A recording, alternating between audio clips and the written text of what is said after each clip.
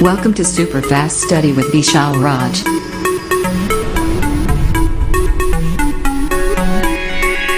Hello दोस्तों, नमस्कार। आपके अपने YouTube channel super fast study with Vishal Raj में स्वागत है। दोस्तों, आज हम आपके लिए लेकर आए हैं नया सेशन जो कि इलेक्ट्रिक करंट का है। उसमें हम लोगों ने कुछ चीज़ें कवर कर ली हैं। अब उसके जस्ट आगे हम लोग चीज़ों को सीखेंगे और जानेंगे।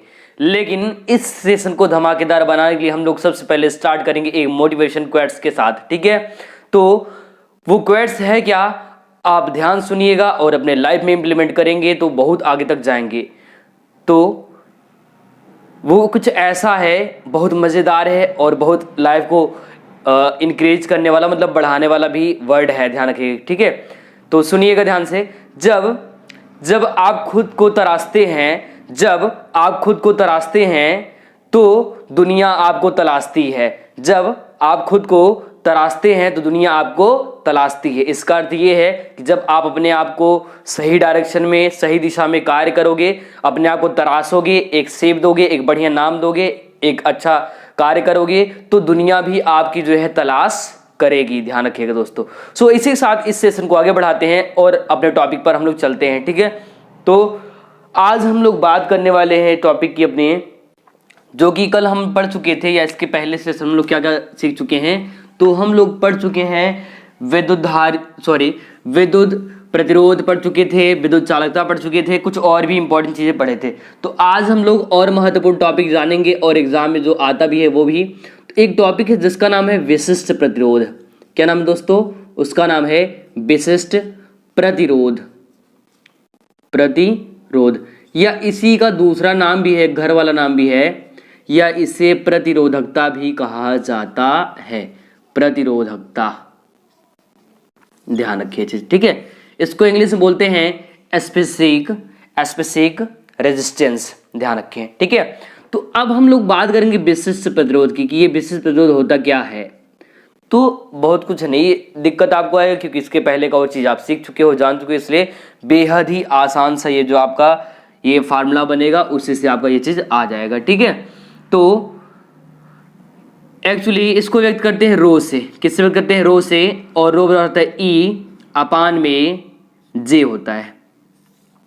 तो इन सब का हम लोग नाम देख लेते हैं और आसान तरीके से, ये ट्रिकी वे में, जानते हो ट्रिकी मॉडल है ये फार्मूला है, ठीक है। इससे जो है आ जाएगा। रो मतलब ये एक सिंबल है जिसका नाम है रो। रो क्या है? रो को कहा जाता है विशिष्ट प्रतिरोध या प्रतिरोधकता कहा जाता है। वही अगर हम आगे बात करें ई, तो ई सभी को पता है, इसको कहते हैं इंटेंसिटी ऑफ इलेक्ट्रिक फील्ड, मतलब विद्युत क्षेत्र की तीव्रता। क्या है ये? विद्युत क्षेत्र की तीव्रता, इंटेंसिटी ऑफ इलेक्ट्रिक फील्ड है। आगे बात करते हैं जे की, तो जे को कहा जाता है धारा घनत्व। मैंने पढ़ाया था, इसको कहा जाता है धारा घनत्व, ध्यान रखिए।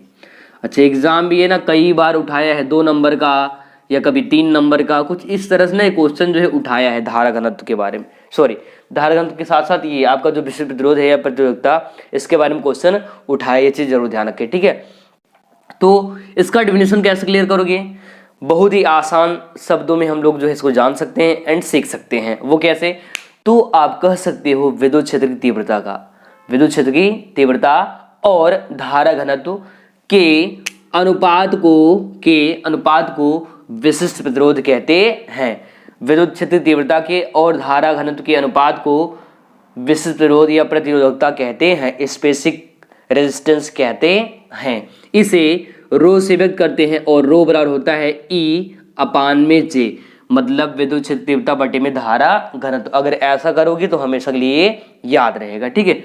आगे बात करते हैं हम लोग इसकी यूनिट की, मात्रक की बात कर लेते हैं कि इसका मात्रक क्या होता है। तो बहुत सरल है, ठीक है। मात्रक देखो, जो प्रतिरोध था उसका मात्रक ओम होता है। साथ में यहां पर क्या आ जाता है? आपका आ जाता है ओम मीटर। इसमें हो जाता है ओम मीटर हो जाता है। इसका मात्रक क्या होता है? ओम मीटर होता है, ध्यान रखिए, ठीक है। तो ओम का सिंबल ये हो गया और ये रहा मीटर का, तो ओम मीटर होता है। वही अगर हम बीमीय सूत्र की बात कर ले, बीमीय सूत्र की बात करें तो बीमीय सूत्र भी बहुत आसान है। वो कैसे? इसका हम लोग क्या निकाले थे? अगर हम लोग बात करें इसका विशिष्ट प्रतिरोध का आर का, उसी में आप बस एक चीज ऐड कर देना है, बाकी सेम टू सेम वैसे ही बन जाएगा, ठीक है। तो इसका भी हम लोगों ने निकाला था एम, L2 किए थे, क्या किए थे L2, लेकिन यहां पर क्या हो जाएगा L3 और T-3 और A-2। इसका विमीय सूत्र क्या हो जाएगा ML3T-3 और A-2 होता है, ध्यान रखें, ठीक है। तो इसको जो है ध्यान से देख लें और इसको कंप्लीट कर ले, नोट कर लें इसको।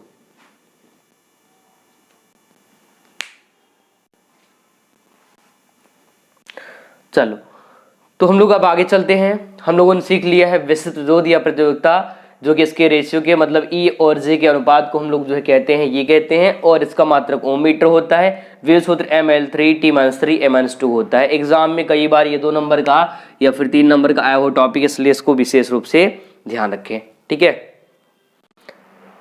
चलो तो इसको इरेज करते हैं और फिर हम लोग अपने अगले टॉपिक पे आते हैं। अगला टॉपिक क्या है, तो इसी का भाई है, इसी का भाई है लेकिन इसी का उल्टा होता है, तो मैं इसको इरेज कर देता हूं। इसके मात्रक और विभव सूत्र को रहने देते हैं क्योंकि इसी का उल्टा बन जाएगा। जैसे कि आप लोग पढ़ चुके हो, प्रतिरोध और जो है प्रतिरोध का उल्टा विद्युत चालकता, ठीक है। तो ऐसे इसका भी जो है आ जाएगा। चलो देख लेते हैं। तो नाम क्या है उसका, नाम है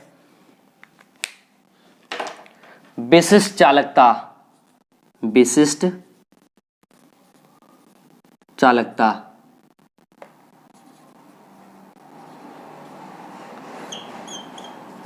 ये भी एग्जाम में जो है आता है, कई बार आया हो टॉपिक है, ध्यान रखें, ठीक है। विशिष्ट चालकता की बात करते हैं। फार्मूला क्या होता है, तो इसका फार्मूला एकदम आसान सा है, फार्मूले से हम लोग इसका डेफिनेशन निकाल लेंगे। फार्मूला होता है सिग्मा बराबर 1/रो, सिग्मा बराबर 1/रो। ये सिग्मा क्या है, इसको कहते हैं विशिष्ट चालकता, और रो क्या है, जिसको हम लोग कहते हैं विशिष्ट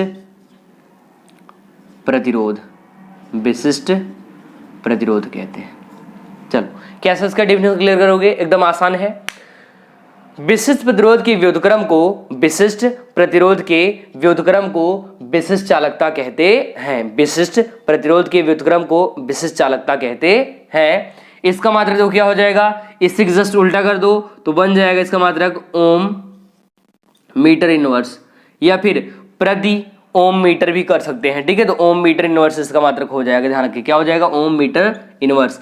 अगर बीमा की बात करें तो ये उसका मात्रक था, इसमें उल्टा हो जाएगा, तो बीमा कैसे निकलेगा, इसे उल्टा करना पड़ेगा, तो हटाते इसको, ठीक है। मतलब ये प्लस है तो प्लस माइनस हो जाएगा, ठीक है।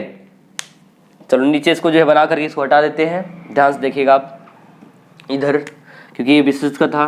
तो हो जाएगा M-1, ये जो है प्लस था पहले, ऊपर जाएगा माइनस हो जाएगा, यहाँ से नीचे से ऊपर जाएगा तो -1 हो जाएगा। M-1 L प्लस में है, ऊपर जाएगा माइनस हो जाएगा तो L-3 हो जाएगा, ठीक है। आगे बात करते हैं, ये आपका T माइनस में है, ऊपर जाएगा प्लस हो जाएगा, और ये माइनस से ऊपर जाएगा प्लस हो जाएगा,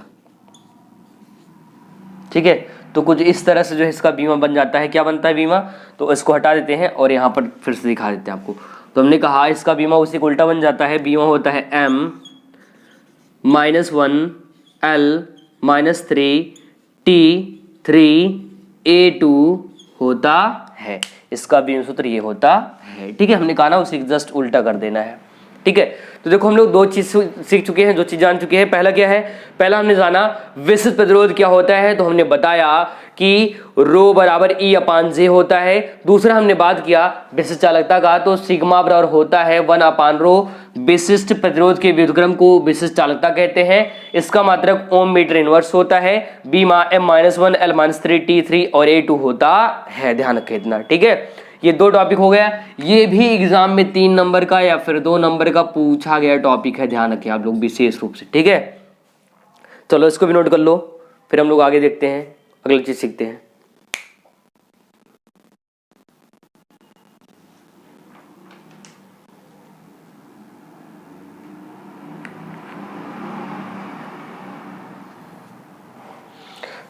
चलो आगे बात करते हैं। अगर इतना डन हो गया तो इसको हटाएं, हम हटा देते हैं इसको। एक अगला टॉपिक है जिसको हम मोबिलिटी या गतिशीलता कहते हैं। क्या कहते हैं, मोबिलिटी या गतिशीलता।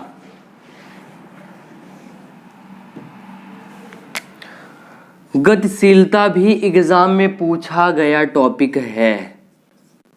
गतिशीलता, इंग्लिश में इसी को मोबिलिटी कहते हैं। ठीक है, मोबिलिटी। इसको म्यू से व्यक्त करते हैं। फार्मूले की बात करें तो म्यू बराबर वी डी अपान ई होता है। वी डी अपान ई होता है। ठीक है, वी डी अपान ई। कैसे याद करोगे?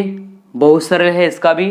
ठीक है, तो इसको वी डी को हमने कहा था इसको ड्रिफ्ट वेलोसिटी या इसको अपवाह वेग, एग्जाम में आता भी है, मैंने पढ़ाया था इसको पहले, या इसी को अनुगमन वेग कहते हैं।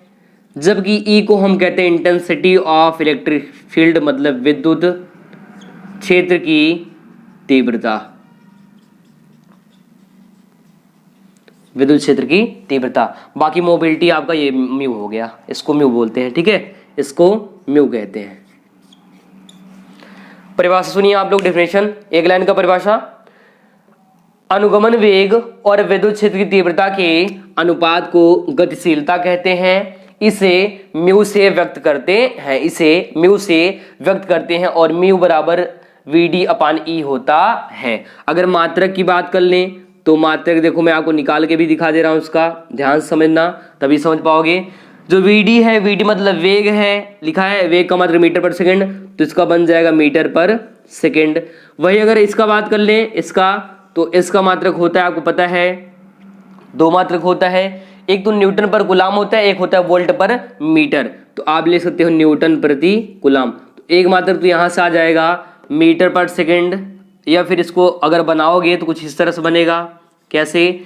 अंदर का अंदर गुणा बाहर का बाहर। ठीक है, तो गुलाम मीटर प्रति न्यूटन सेकेंड, गुलाम मीटर प्रति न्यूटन सेकेंड इसका मात्रक हो जाएगा। क्या हो जाएगा? गुलाम मीटर प्रति न्यूटन सेकेंड, इसका एक मात्रक बन जाएगा। ठीक है, दूसरा या फिर आप वोल्ट पर मीटर करके चेंज करते तो यहां पर आपको वो भी चेंज हो सकता था। ठीक है, चलो विमी सूत्र की बात करते हैं।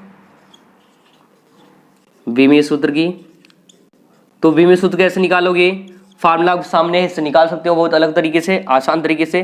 गुलाम को होता है 80, तो 80 लिखेंगे हम लोग। वही एम है मीटर, मीटर मतलब लंबाई, एल लेंथ, अपान देखो ये न्यूटन है, न्यूटन का बनता है एम एल टी माइनस 2। आगे बात करें सेकंड, सेकंड का होता है टी, तो ये रहा टी। देखो टी से टी की कहानी खत्म। ठीक है, और एल से एल की कहानी खत्म। क्या क्या बचा? इसको ऊपर ले जाएंगे तो यहां से बीमा बन जाएगा। अच्छा नहीं दिख रहा था क्या यहाँ पर? चलो थोड़ा दिख रहा है तो आप मैनेज कर लो, बाकी जो है हमने यहाँ कैंसिल कर दिया टी से टी। ठीक है, और यहाँ पर एल से एल कैंसिल हो चुका है। चलो क्या क्या बचा है देखो, ऊपर लिख देते हैं यहाँ पर, तो आएगा बीमा बड़े कोष्टक में एम, नीचे प्लस है, ऊपर जाएगा ये चीज ऊपर जाएगा तो माइनस हो जाएगा, तो यहाँ पर -1 आ जाएगा। ठीक है, ये टी -2 है, ऊपर जाएगा प्लस हो जाएगा तो प्लस टी 2। ए यहाँ पर 1 है तो आपका ए अपने पोजीशन पर बना रहेगा, तो इसका बीमा यहाँ से मिल सकता है। क्या मिल जाएगा? m-1 T2 और a होता है। इसका बीमी सूत्र m-1 T2 और a होता है। ध्यान रखें इतना। ठीक है, तो हम आशा करते हैं आपको ये चीज़ समझ में आ रही है। अभी तक जितना मैंने बताया एग्जाम में कई बार क्वेश्चन उठाया हुआ है और आया है, कोई 2 नंबर का, कोई 3 का, इसलिए मैं आपको महत्वपूर्ण टॉपिक पढ़ा रहा हूँ, कोई भी फालतू का एक हेडिंग नहीं पढ़ा रहा हूँ। ध्यान रखिए आप लोग। ठीक है, इसको नोट कर लें, इसका अपना नोट्स बना लें, शॉर्ट नोट्स, जिससे ये चीज़ें याद रहें। तो अभी तक हम लोग 3 चीज़ सीख चुके हैं। पहला क्या था? हमने सीखा विशिष्ट प्रतिरोध, दूसरा विशिष्ट चालकता, तीसरा मोबिलिटी मतलब गतिशीलता। ठीक है, अब इसके हम आगे बात करेंगे, जस्ट आगे। तो इसको जो है आप नोट कर लो, फिर मैं जो है आपको आगे अगला टॉपिक बताऊं। ठीक है, नोट कर लीजिए इसको बढ़िया से।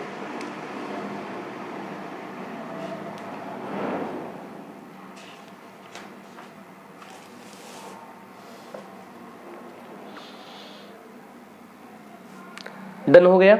चलो आगे चलते हम लोग। अगला जो है बहुत महत्वपूर्ण टॉपिक है, उससे क्या होगा, उससे जो इस टॉपिक से एग्जाम में बहुत ज्यादा क्वेश्चन या फिर कुछ सवाल उठाता है, जिसका नाम है ओम्स लॉ। क्या नाम है? Ohm's law. ये टॉपिक कक्षा 10 में भी होता है और जो है कक्षा 12 में भी, 10 में भी एग्जाम में बहुत बार पूछा जाता है और 12 में भी, ध्यान रखें, ठीक है। तो टॉपिक क्या है? टॉपिक है ओम का नियम। ओम का नियम, ठीक है। इसको कहते हैं ओम्स लॉ। Ohm's law. अब ओम कौन है? नाम से ही आप समझ पा रहे हो, कोई न कोई जो है साइंटिस्ट है, वैज्ञानिक है। कैसे इनको सीखोगे, जानोगे? तो सन 1826 की बात है। कब की बात है? सन 1826। अभी हाल ही में बीता है ना, ऐसा लग रहा है, ऐसा लग रहा है अभी 1826 हाल ही बीत गया ना। चलो, ये बहुत साल हो गया, समझ लो। आप लोग गैस कर सकते हो, 23 चल रहा है, 2 साल लगभग हो गया। आज नहीं, 2 साल पुराना चीज हम पढ़ा रहे हैं, हाँ? सोच लो ऐसा, ठीक है। तो सन 1826 की बात है।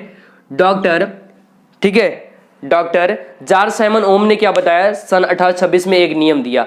वो नियम क्या दिया? रिलेशन बताया था विभव के बीच और धारा के बीच, या आप विभवांतर भी कह सकते हैं। V और I के बीच जो है रिलेशन बताया था, ध्यान रखें, ठीक है। तो ये जो साइंटिस्ट हैं, इन्होंने क्या बताया?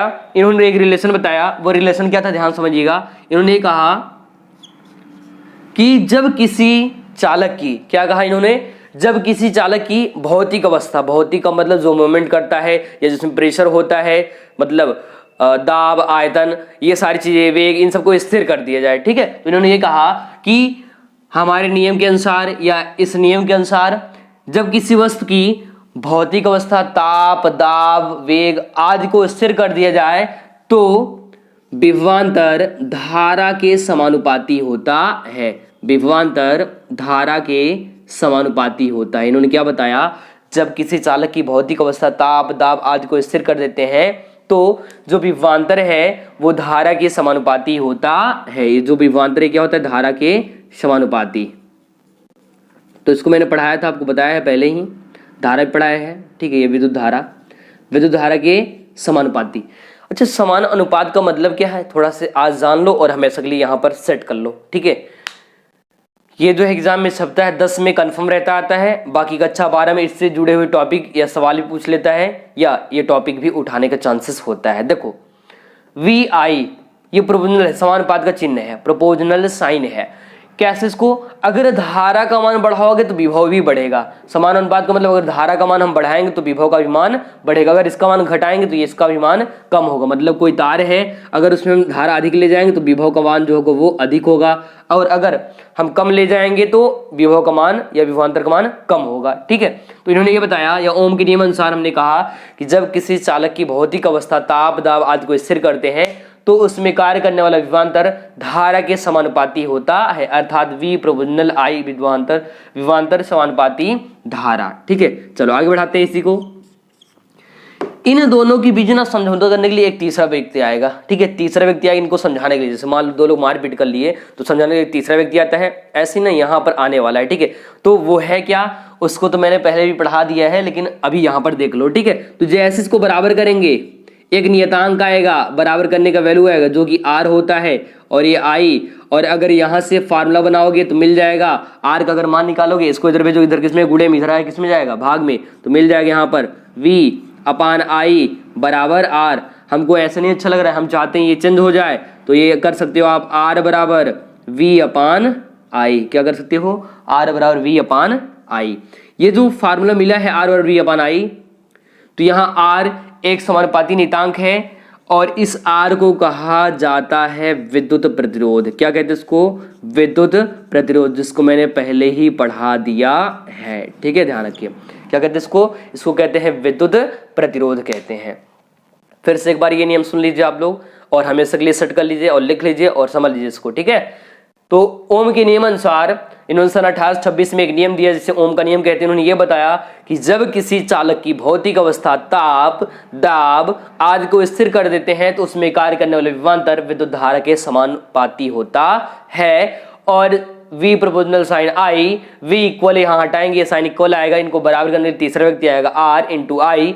इसको अगर इधर भेजेंगे तो इधर गुणे में इधर आ जाएगा, भाग में, तो V/I हो जाएगा बराबर R। मतलब R और V/I फार्मूला मिल जाएगा, और R एक समानुपाती नियतांक है जिसे विद्युत प्रतिरोध कहते हैं।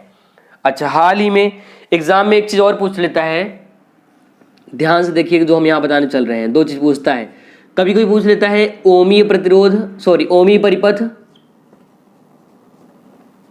ओमीय परिपथ और अनओमीय परिपथ से क्या समझते हैं? ओमीय परिपथ और अनओमीय परिपथ से क्या समझते हैं? एग्जाम में कई बार ये भी उठाता है और आया वो टॉपिक है, ठीक है। आप ये चीज जान सकते हो, एग्जाम में पूछा गया था। क्या पूछा था? कहा था ओम का नियम क्या है, ओमीय परिपथ और अनओमीय परिपथ से क्या समझते हैं। तो ओमीय परिपथ का मतलब क्या है? एक ऐसा परिपथ जो ओम के नियम का पालन करता है उसे ओमीय परिपथ कहते हैं। एक ऐसा परिपथ जो ओम के नियम का पालन नहीं करता है उसे हम अनओमीय परिपथ कहते हैं। बेहद सरल है। ओमीय परिपथ का मतलब ये कि जो ओम के नियम का पालन करेगा, अनओमीय परिपथ का मतलब जो ओम के नियम का पालन नहीं करेगा। So now got in my point. तो आप सबको ये चीज समझ में आ रही है, समझ पा रहे हो आप लोग, ठीक है। हम आशा करते हैं आपको ये सारी चीजें समझ में आ रही है। बेहद सरल तरीके से पढ़ा रहा हूँ, ट्रिकी वे में, ठीक है। इसको आप समझ लोगे तो अपने पूरे टॉपिक को एक बार रिवीजन और इसको यहाँ पर सेट कर लोगे, एग्जाम में जाओगे, एग्जाम खोपड़ी में छेद कर दोगे, ठीक है। चलो तो इसको नोट कर लीजिए। सो हम अगले टॉपिक की ओर चलते हैं। हम लोग प्रतिरोध के बारे में देख चुके हैं, जान चुके हैं। अब हम लोग बात करेंगे प्रतिरोधों का संयोजन के बारे में, ठीक है। तो इसको लिख लीजिए आप लोग जल्दी से। डन हो गया। इसको मैं इरेज कर देता हूं, या आप स्क्रीनशॉट भी कर सकते हो।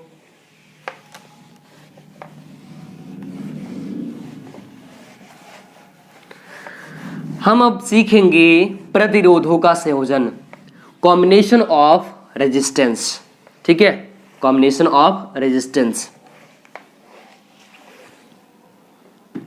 तो आप लोग जो है ध्यान से समझिएगा।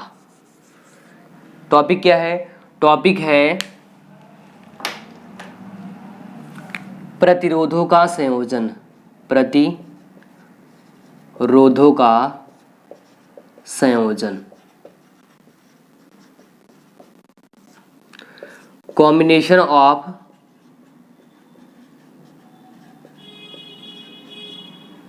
रेजिस्टेंस,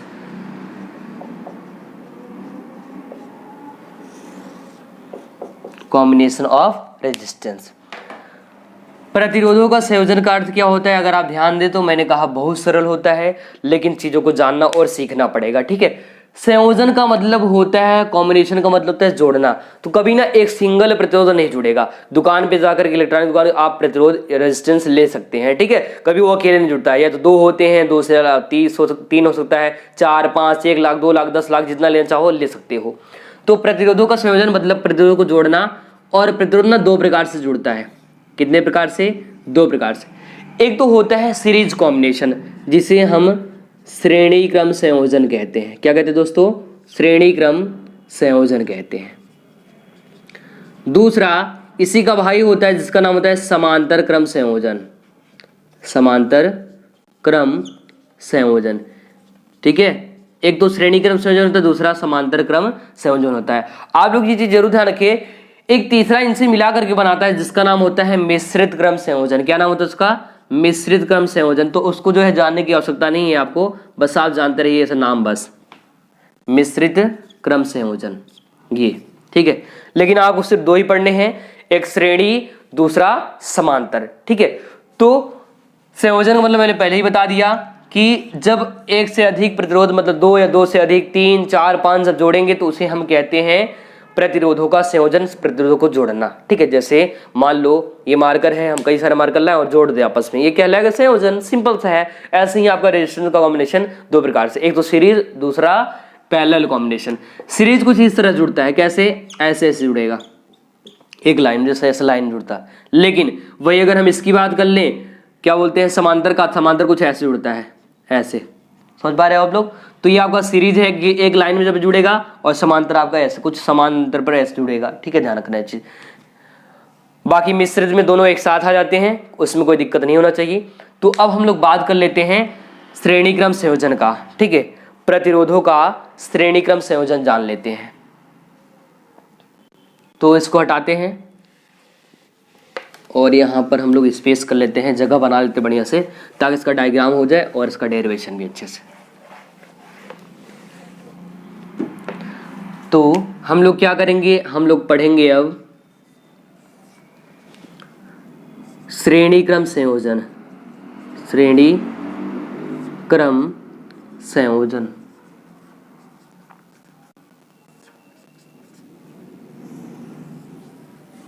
ठीक है, श्रेणी क्रम संयोजन कर। इधर हम लोग डायग्राम बना लेते हैं बढ़िया से, इधर डेरिवेशन करते हुए चले जाएंगे।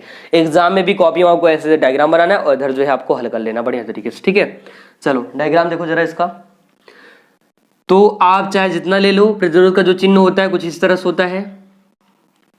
ये प्रतिरोध रहा, ठीक है, ये प्रतिरोध है, ये एक हो गया, एक और लेते हैं, ये दो हो गया, एक और ले लेते हैं, ये तीन हो गया। ठीक है, इनको जोड़ना है, हमने कहा श्रेणी क्रम में, तो कुछ इस तरह से इनको हम जोड़ देते हैं। चलो यहां पर अगर आप चाहे तो कुंजी भी लगा सकते हो, ये कुंजी है, तो ध्यान रखिए घर का कुंजी नहीं है आपका। ठीक है, नहीं सोच लो घर वाला कुंजी है, ये सर्किट का कुंजी है। इनका नामकरण कर देते हैं सबका।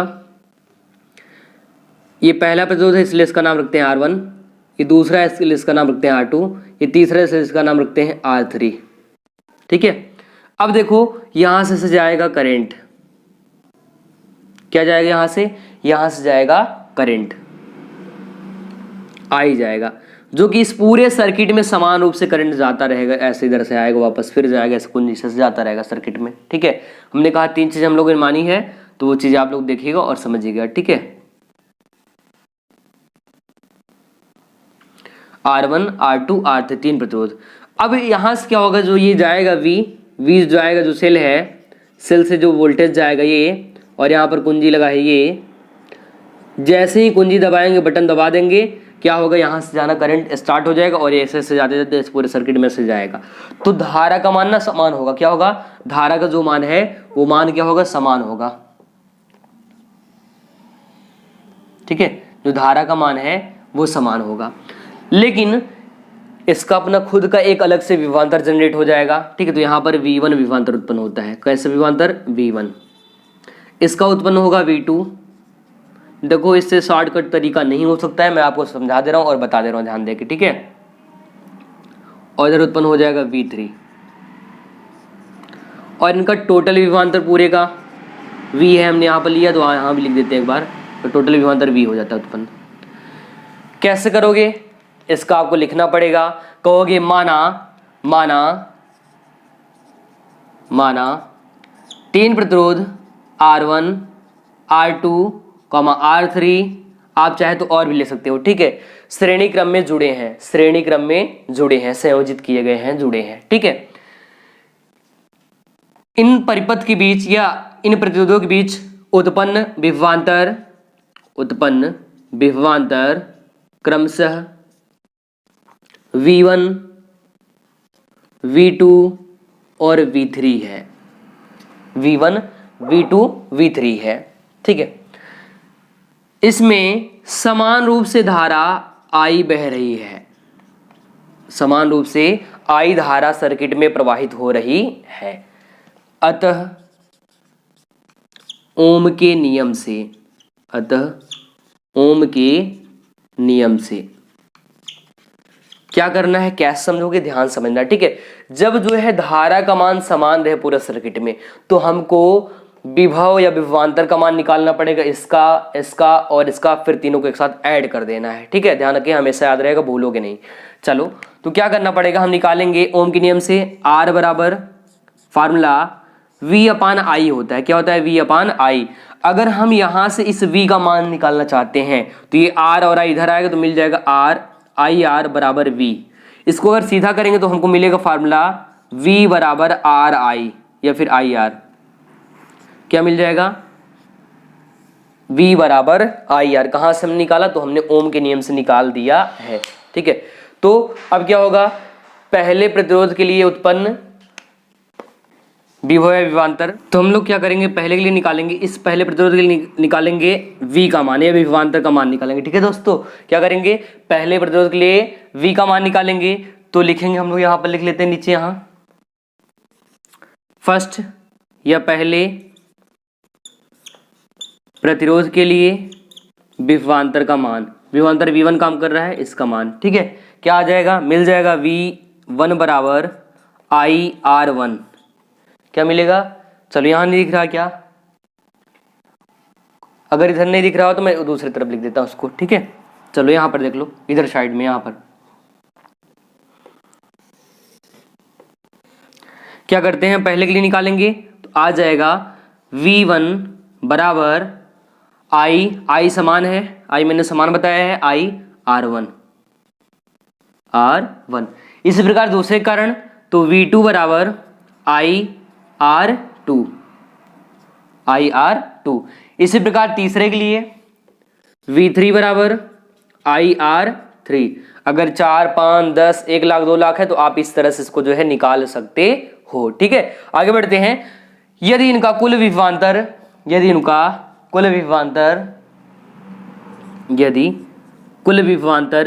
V हो तो कुल विभवांतर V हो तो क्या हो जाएगा, V बराबर चलो इधर करते हैं, V बराबर V1 plus V2 plus V3।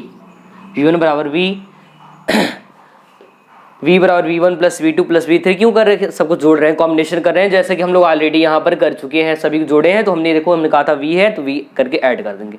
V1 का वैल्यू रखेंगे, V बराबर, तो V1 का वैल्यू क्या है, तो यहाँ पर हमने लिखा है V1 का IR1, तो यहाँ पर लिखेंगे IR1। V2 का वैल्यू IR2, तो लिखेंगे IR2। V3 का वैल्यू IR3, तो यहाँ पर लिखेंगे IR3। अगर इस प्रकार से जितना भी होगा सबका वैल्यू हम लोग नोट कर सकते हैं, ठीक है। चलो आगे चलते हैं। आगे अगर हम लोग देखें तो हमने कहा कि यहाँ पर तीनों में क्या है, I और I कॉमन है, तो I को हम लोग कॉमन कर सकते हैं और यहाँ से जो है निकाल लेते हैं वैल्यू, ठीक है। तो V बराबर I कॉमन मिलेगा R1 plus R2 plus R3, इतना मिल जाएगा।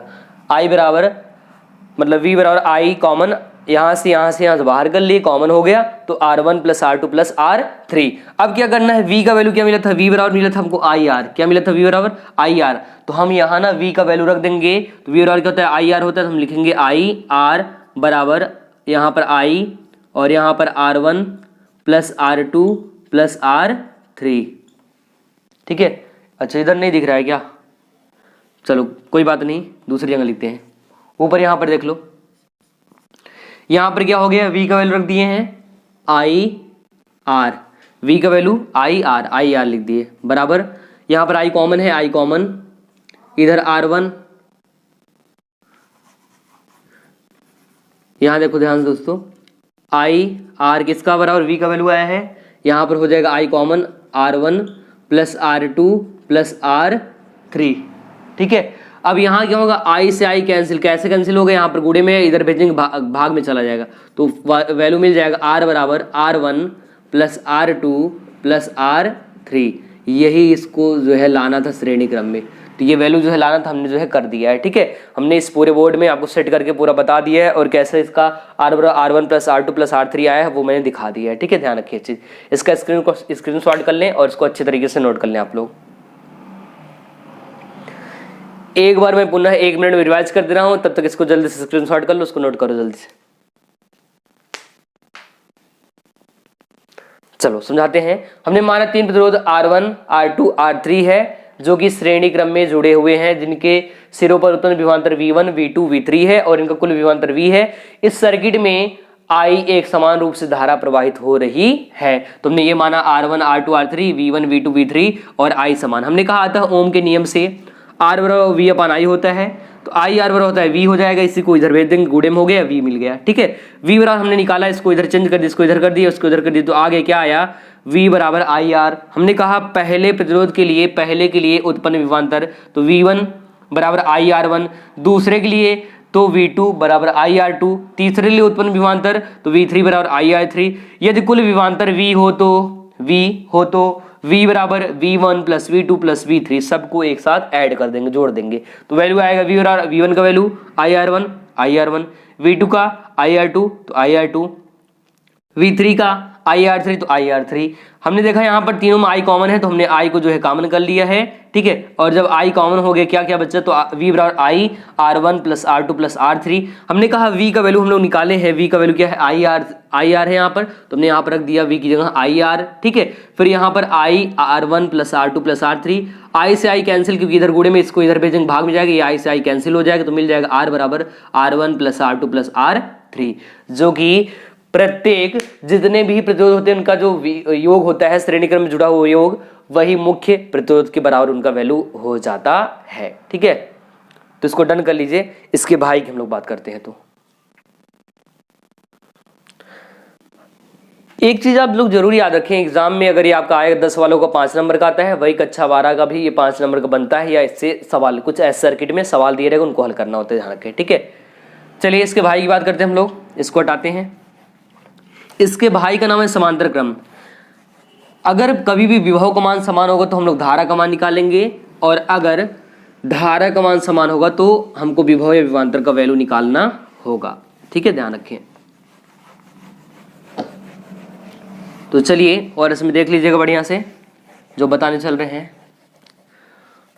अभी तक श्रेणी क्रम था, अब हो जाएगा समांतर क्रम संयोजन। क्या होगा दोस्तों? समांतर क्रम संयोजन।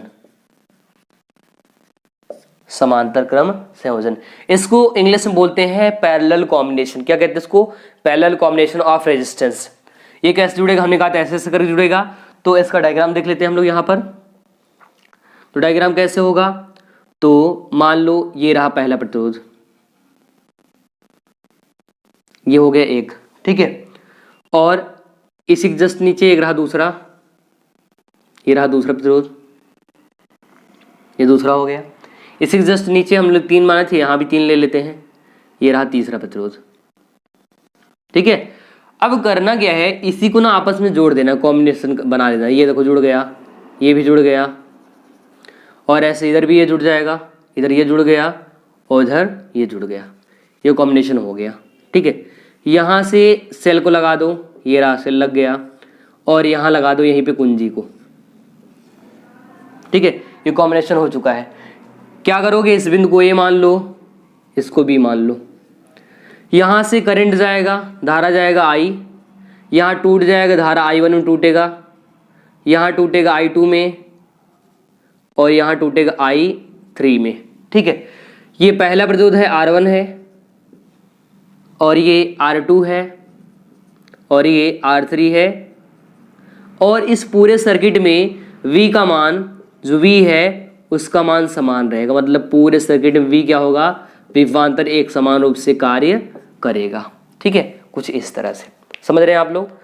तो हम लोग इसको हल करते हैं। हम कहेंगे माना, क्या कहेंगे? माना 3 प्रतिरोध R1, R2, R3 समांतर क्रम संयोजन में जुड़े हैं, और इनमें या इनके सिरों पर उत्पन्न धारा का मान क्रमशः I1, I2, I3 है। तुमने माना है, क्या माना है? R1, R2, R3 किस क्रम में है? समांतर क्रम में जुड़े हैं। और भी ले सकते हैं आप जितना लेना चाहे। इनके सिरों पर उत्पन्न धारा का मान क्रमशः I1, I2, I3 है, ठीक है। अतः जो विभवांतर है या विभव है वो क्या है? समान रूप से विभव या विभवांतर जो है त्वरित हो रहा है या फिर प्रवाहित हो रहा है, जा रहा है, ठीक है। तो कहेंगे अतः ओम के नियम से, ओम के नियम से, ओम का नियम क्या था? तो उसको हम लोग देखेंगे। हमने कहा था R बराबर मिलता है V अपान I। क्या मिलता है? R बराबर V अपान I, ये फार्मूला। हमको यहाँ से किसका मान निकालना है, यहीं से हम कंफर्म करेंगे। हमको चाहिए किसका मान? तो आप ध्यान रखिए, हमको I का मान चाहिए, I1 का, I2 का, I3 का, ठीक है, सर्किट से। तो यहाँ इसको फार्मूले को बनाएंगे तो I को इधर भेजेंगे तो यह मिल जाएगा IR बराबर V। अगर I का मान चाहिए इधर गुणे में उसको भेजेंगे, इधर भाग में जाएगा तो मिल जाएगा यहाँ से फार्मूला I बराबर V अपान R। क्या मिल जाएगा? I बराबर V अपान R। अब क्या करना है? सेम जैसे इसके पहले किए तो वैसे फिर से कर लेंगे। हम कहेंगे पहले, ठीक है, यहां पर देखिएगा, पहले प्रतिरोध के लिए उत्पन्न धारा का मान, ठीक है, उत्पन्न धारा का मान निकालेंगे। तो आ जाएगा I1 बराबर आई जगह क्या आ जाएगा, I1 बराबर R1 यहाँ पर, और यहाँ पर V समान है तो V अपान में यहाँ पर R1। इसी प्रकार दूसरे के लिए तो आ जाएगा I2 बराबर V समान है, बाकी दूसरे में क्या है R2 है यहाँ पर तो R2 आ जाएगा, R1 है तो R आ जाएगा, और R3 है तो R3। तीसरे के लिए I3 बराबर आ जाएगा V अपान में R3। कोई दिक्कत यहाँ तक नहीं होना चाहिए, बहुत आसान टॉपिक है, ठीक है। इसी का आगे बढ़ाते हैं। यदि परिपथ में कुल धारा I हो तो, कुल धारा क्या है I है, I हो तो क्या करना पड़ेगा, अब इनको भी हमको जोड़ना पड़ेगा, ठीक है। इनको भी क्या करना पड़ेगा, जोड़ना पड़ेगा। तो जोड़ेंगे I बराबर I1 plus I2 plus I3, I बराबर I1 plus I2 plus I3, 1 2 3 सबको जोड़ दिए, ठीक है। इनका वैल्यू रखेंगे तो I बराबर, इनका वैल्यू कितना है, इनका है V अपान R1 तो आ जाएगा V अपान R1। इनका वैल्यू V अपान R2 है तो रख देंगे V अपान में R2। इनका वैल्यू कितना है I3 बराबर V अपान में R3 तो यहाँ पर रखेंगे V अपान में R3। इन सब में कॉमन क्या है तो देख रहे हैं V यहाँ सब जगह समान है तो V कॉमन हो जाएगा तो मिल जाएगा V बाहर, यहाँ पर मिलेगा 1 अपान R1 प्लस 1 अपान R2 प्लस 1 अपान R3, ये चीज मिल जाएगा, ठीक है। इतना चीज मिल जाएगा। आगे बनाएंगे I का वैल्यू, तो I का वैल्यू क्या है V अपान R है, हम यहाँ पर रख सकते हैं V अपान R, तो यहाँ पर मिलेगा V अपान R बराबर V यहाँ पर 1 अपान R1 प्लस 1 अपान R2 प्लस 1 अपान R3। यहाँ भी V और V किस में गुणे में है, इधर जाएगा कैंसिल हो जाएगा आपस में, V कैंसिल, तो यहाँ से फार्मूला जनरेट होकर आ जाएगा। फार्मूला क्या मिलेगा, तो मिल जाएगा 1 अपान R बराबर, यहाँ पर देख लीजिए फार्मूला 1 अपान R बराबर मिल जाएगा 1 अपान R1 प्लस 1 अपान R2 प्लस 1 अपान R3, ठीक है। तो ये चीज यहाँ से आंसर आ जाएगा, क्या मिल जाएगा 1 अपान R बराबर 1 अपान R1, ये इससे कैंसिल हो गया है तो आपका यहाँ से मिल गया है 1 अपान R1 प्लस 1 अपान R2 प्लस 1 अपान R3। तो हमने देख लिया आज समांतर क्रम और श्रेणी क्रम का संयोजन, ठीक है। इसको भी आप नोट कर लो, बहुत सरल तरीके में समझाया है, देख लो आप इधर इधर और इधर एक तरह से नोट कर लो, फिर यहाँ पर लास्ट में है, ठीक है। एक बार और रिपीट कर देता हूँ तो ध्यान से देखिएगा आप लोग।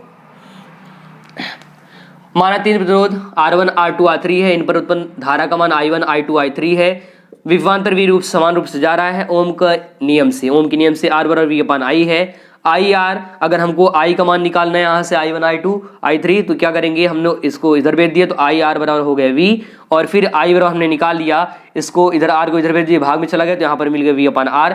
इस प्रकार से पहले सर्किट के लिए तो I1 बराबर V अपान R1, दूसरे के लिए तो I2 बराबर V अपान R2, तीसरे के लिए तो I3 बराबर V अपान R3। यदि कुल धारा का मान I हो तो I बराबर I1 plus I2 plus I3, तो I1 I2 I3 ऐड कर दिए, फिर I1 का मान V अपान R1 V अपान R2 और इसका मान V अपान R2 तो V अपान R2 इसका मान V अपान R3, और इस तरह से हमने इन तीनों में V कॉमन कर लिया, V बाहर आ गया 1 अपान R1 प्लस 1 अपान R2 और प्लस 1 अपान में R3। इस तरह से हमने देखा कि V बाहर हो गए तो I का मान हमने यहाँ से रखा है V अपान R, यहाँ से वैल्यू यहाँ रख दिया तो V अपान R आ गया, और ये V से V कैंसिल हो गया तो यहाँ पर मिल गया 1 अपान R बराबर 1 अपान R1 प्लस 1 अपान R2 प्लस 1 अपान R3। ये आपका डेरिवेशन खत्म होता है, ठीक है। तो ये हाई स्कूल में 5 नंबर का आता है, जबकि ये इंटर में इससे सवाल बन सकता है इस सर्किट से, या कुछ और भी चीजें पूछ सकता है, ठीक है। तो ध्यान रखिए इन चीजों को। तो आज का सेशन थोड़ा बड़ा जरूर हो गया है, लेकिन हमने बहुत सारा टॉपिक इसमें कवर किया है, तो इसका स्क्रीनशॉट कर लें, इसको नोट कर ले बढ़िया से। आज के सेशन दोस्तों हम लोग यही से रैप करेंगे। यदि सेशन पसंद है सेशन को लाइक कर दें, और अगर चैनल पर पहली बार है तो चैनल को सब्सक्राइब करना ना भूलें, और सब्सक्राइब करने के बाद जो है घंटा जरूर दबाएं, जिससे क्या हो वो जो भी मैं वीडियो डालूं उसका जो है नोटिफिकेशन आपको मिल जाए, और आपको नए नए अपडेट्स और नए नए चीजें जानकारी जो है सीखने को मिलती रहे। बस आज के लिए इतना ही। मिलते अगले सेशन में, तब तक नमस्कार, जय हिंद।